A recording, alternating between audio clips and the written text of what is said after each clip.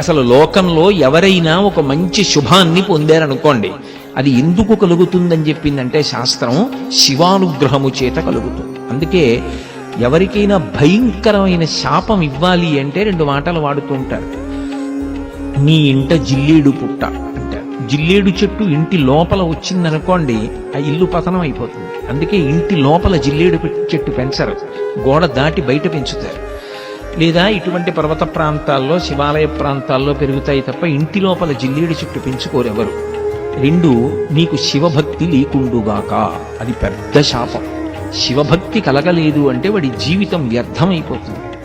అందుకే శివభక్తి అత్యంత ప్రధానం. చేతులారంగ శివుని పూజింపడేని, నోరు నొవ్వంగ హరికీర్తి నుడువడేయిని, దయయు సత్యంబులోనుగా తలపడేయిని, కలుగనీటికి తల్లుల కడుపు చేటు అంటారు పోతన గారు భాగవతం ప్రారంభం చేస్తూ.